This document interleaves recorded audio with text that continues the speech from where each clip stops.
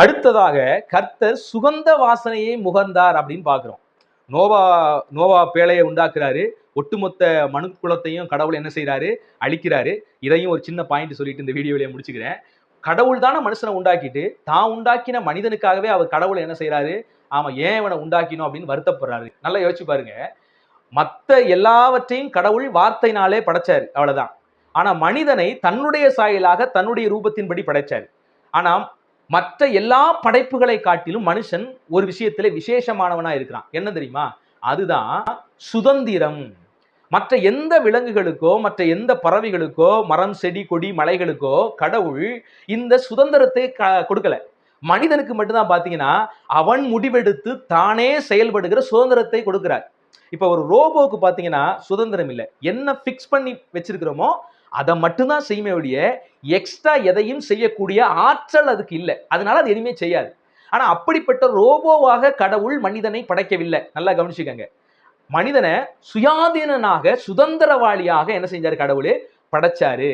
அப்ப கடவுள் எப்படி சுதந்திரவாளியாக இருக்கிறாரோ மனிதனையும் அப்படி சுதந்திரவாளியாக படைக்கிறது ஆசீர்வாதமா சாபமா?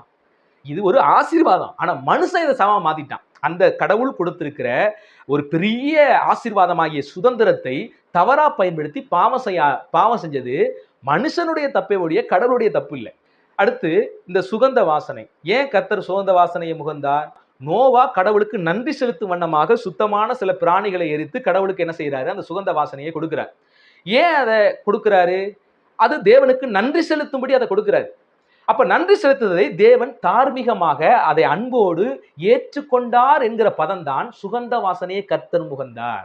அந்த வார்த்தையினுடைய அர்த்தத்தை நீங்க புரிஞ்சுக்கணும். கடவுள் மூக்க வச்சு மூந்து பார்த்துட்டு உறிஞ்சிக்கிட்டாரு நீங்க நினைச்சுக்க கூடாது. அந்த வார்த்தையினுடைய சாராம்சம் என்னன்னா, தேவன் நோவாவை ஆசீர்வதித்து அவன் கொடுத்ததை அன்போடு ஏற்றுக்கொண்டார் என்று பொருள். அவ்வளவுதான் அந்த வசனத்துக்குரிய விளக்கம். இப்ப உங்க மனைவியோ அல்லது நீங்க உங்க மனைவிக்கோ உங்க பிள்ளைகளுக்கோ ஒரு நல்ல அசைவ சாப்பாடை சமைச்சு கொண்டு வந்து கொடுக்குறீங்க. உங்க கையில வருதுன்னு வச்சுங்களேன். அப்ப கொடூரமாக இந்த கோழியை அடித்து குழம்பு வைத்தாயா, கொடூரமாக இந்த ஆட்டை அடித்து குழம்பு வைத்தாயா அப்படின்னு உங்க மனைவியை பார்த்து கேட்பீங்களா? அது உங்க கணவர் சமைச்சா கணவரை பார்த்து கேட்பீங்களா? அங்கே அன்புதான் இருக்கும். என் மனைவி என்னை நேசித்து எனக்காக ஒரு நல்ல ஆகாரத்தை சமைத்து கொண்டு வந்தார் என்று நீங்கள் அன்போடு அதை அங்கீகரிப்பீங்க பாத்தீங்களா?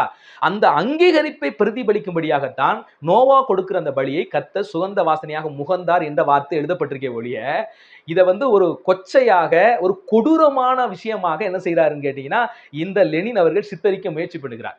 எப்பவுமே இந்த சாத்தானுடைய வஞ்சகம் இப்படிதான். ஒரு ஆரோக்கியமான நல்ல விஷயமாக பார்க்க வைக்காது. எதையுமே எல்லாத்தையும் கொடூர குணம் உள்ளவனாக காட்டுவான் பிசாசு. எப்பவுமே கொடூரமான விஷயத்தை நல்லதா காமிப்பான்.